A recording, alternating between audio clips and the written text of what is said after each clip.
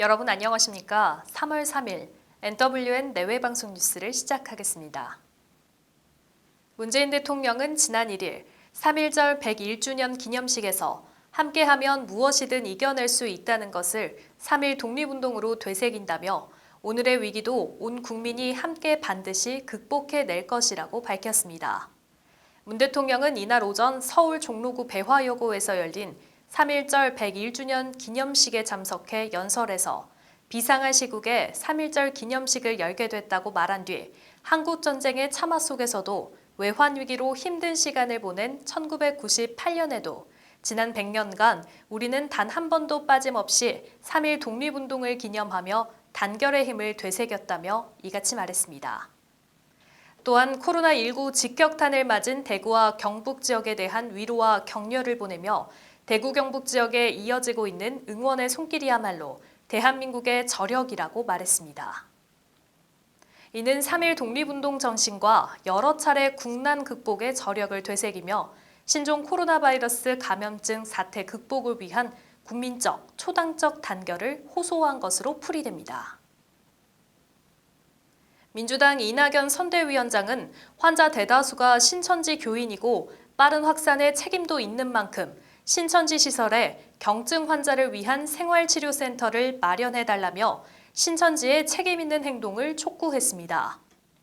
그러면서 일부 야당 지도자가 신천지를 비호하는 듯한 태도를 보인다고 비판했습니다. 그러자 미래통합당은 도대체 누가 어떤 말로 신천지를 비호했는지 밝히라며 반발의 목소리를 높였습니다. 정부가 부실 대응으로 코로나를 확산시키고는 야당과 신천지 탓으로 돌리고 있다는 겁니다. 여야의 의견이 이처럼 분분한데요. 지금은 병상이 모자라 자가격리 중 사망하는 코로나19 확진자들에 대한 방안을 마련하는 것이 우선으로 보입니다. 한편 어제 신천지 총회장 이만희 씨가 공식 기자회견을 가졌는데요. 고의적이지는 않지만 많은 감염자가 나온 것에 사죄한다는 입장을 밝혔습니다. 그러나 더 이상 잘잘못을 따지지 말자며 신천지 측의 잘못을 회피하는 모습도 보여 논란은 계속될 것으로 전망됩니다. 북한이 올해 들어 처음으로 동해상에 단거리 발사체를 쐈습니다. 김정은 북한 국무위원장이 어제 전방 장거리 포병구분대의 화력 타격 훈련을 직접 지도했다고 조선중앙방송이 오늘 보도했습니다. 조선중앙방송에 따르면 김정은의 사격 개시 명령에 전선 장거리 포병들이 일제히 선멸의 포문을 열었다며 방사탄들이 목표를 향해 날아올랐다고 보도했습니다. 이에 우리 군 당국은 고도와 거리로 볼 때 작년 여름에 시험했던 신형 방사포를 다시 쏜 것으로 보고 있는데 대외 메시지보다는 내부 단속 목적의 의미로 해석했습니다. 코로나19로 북한 전체가 비상이지만 군사 대비 태세는 문제 없다는 걸 보여주는 의도라는 겁니다. 한편 북한은 코로나19 확산을 막기 위해 국경 봉쇄와 공편 중단이라는 극단적 조치를 한 데 이어 평양과 붙어있는 평안도와 강원도에서만 7,000명을 격리 중인 것으로 밝힌 바 있습니다. 정부가 공적 마스크 판매를 시작한 지 어제가 나흘째 되는 날이었죠. 공급 물량이 늘면서 어제 일부 KTX 역사에서도 마스크를 판매했습니다. 하지만 몇 시간씩 줄을 서고도 헛걸음한 경우는 여전했고 스마트폰 사용이 어려운 노인층은 마스크 판매 시간과 장소에 대한 검색이 서툴러 실제 마스크를 구하는 것에 어려움을 겪고 있습니다. 또한 어린아이가 있어 외출이 어려운 사람과 회사에 발목 잡힌 직장인들도 상황은 마찬가지입니다. 따라서 당분간 마스크가 보이면 우선 구매해서 보관하고 있는 상황이 계속될 것으로 풀이됩니다. 인기 관광국가인 몰디브가 한국발 입국자 금지 대상 지역에서 서울과 경기를 제외하기로 결정했습니다. 외교부는 강경화 장관이 어제 압둘라 샤히드 몰디브 외교장관과 통화를 갖고 몰디브 정부의 결정을 확인했다고 밝혔습니다. 한국에서 코로나19가 급격히 확산하자 지난달 26일 몰디브 정부는 대구 청도에서 출발하는 한국인 관광객의 입국을 금지하겠다고 밝힌 바 있었죠. 샤히드 장관은 한국이 코로나19 확산 방지에 총력 대응하고 있다는 걸 알지만 몰디브는 방역 체계가 취약해 만일의 상황에 대비하지 않을 수 없다고 이번 한국인 입국 금지에 대한 배경을 설명했습니다. 이어 서울을 이번 조치에서 제외한 것은 양국 간 우호 관계를 고려한 것이라고 덧붙였습니다.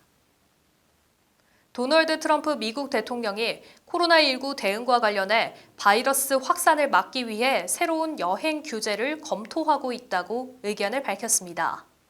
로이터 통신과 백악관 공동취재단에 따르면 트럼프 대통령은 현지 시간으로 2일 백악관에서 열린 제약회사 경영진과의 코로나19 대책회의에서 질병 발생을 겪고 있는 특정 국가들로부터의 여행 규제를 검토하고 있다고 말했습니다. 그동안 미국은 때이른 조치라며 여행 규제에 대해 비교적 느슨한 편이었으나 전 세계적으로 코로나19 확진자와 사망자가 늘어가고 있는 것을 의식한 것으로 보입니다. 이에 여행 규제의 특정 국가에 코로나19 확진자가 많은 한국과 이탈리아가 포함될지 관심이 쏠리고 있습니다. 경제협력개발기구 OECD가 2일 발표한 3월 중간 경제 전망에서 코로나19 사태의 영향을 반영해 올해 세계 경제와 주요 국가의 성장률을 모두 하향 조정한 가운데 우리나라 경제 성장률 전망치를 지난해 11월 전망치 2.3%보다 0.3%포인트 낮춘 2%로 하향 조정했습니다. 올해 세계 경제 성장률은 지난해 11월 제시한 당초 전망치 2.9%에서 2.4%로 0.5%포인트 대폭 하향 조정했습니다. 중국은 올해 연간 성장률을 5.7%에서 4.9%로 무려 0.8%포인트 하락할 것으로 전망했고, 미국은 당초 2%에서 1.9%로 0.1%포인트 내렸습니다. 또한 일본과 호주의 성장률 전망치도 각각 0.6%에서 0.2%로 0.4%포인트, 2.3%에서 1.8%로 0.5%포인트 하향 조정했습니다.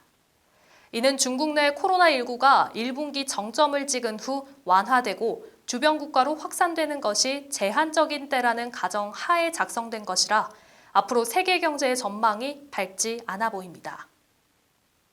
정부가 전국 모든 유치원과 초중고등학교의 개학을 2주 더 연기하기로 결정했습니다. 유은혜 부총리 겸 교육부 장관은 증가세가 꺾이는데 지금부터 최대 2주 동안이 매우 중요하다며 이에 3월 초부터 최소 3주 동안 휴업이 불가피하다는 결정을 내린 것으로 해석됩니다. 교육부는 또한 긴급 돌봄 신청을 추가로 받기로 했습니다.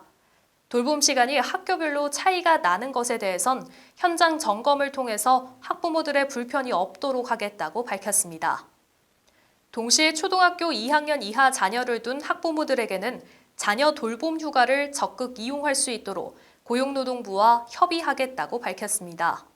자녀 돌봄 휴가는 학부모 한 사람당 최대 10일까지 사용이 가능하고 5일 동안은 하루 5만 원씩 지원되는 제도이지만 개학이 3주간 연기되면서 돌봄 휴가를 길게 낼 수 없는 것이 현실이라 실효성 여부가 논란이 될 것으로 보입니다.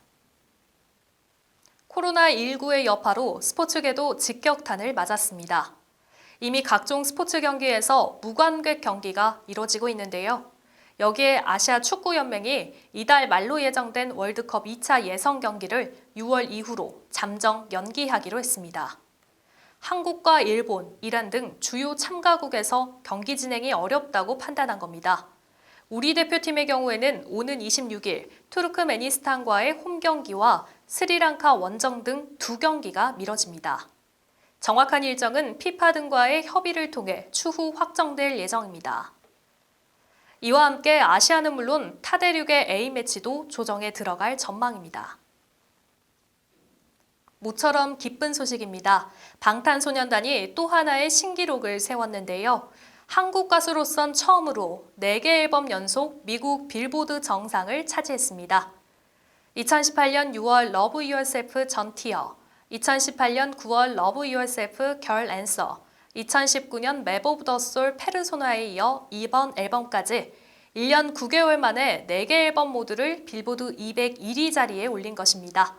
또한 빌보드가 전설적인 그룹 비틀즈와도 비교하는 등 반응이 뜨겁습니다. 코로나19로 온 국민이 시름에 빠진 상황에 이 같은 소식이 새로운 희망이 되길 바랍니다.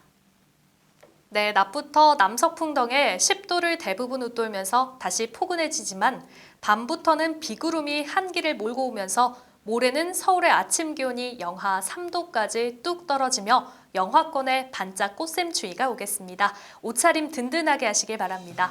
오늘 뉴스 여기서 마치겠습니다. 시청해주신 여러분 고맙습니다.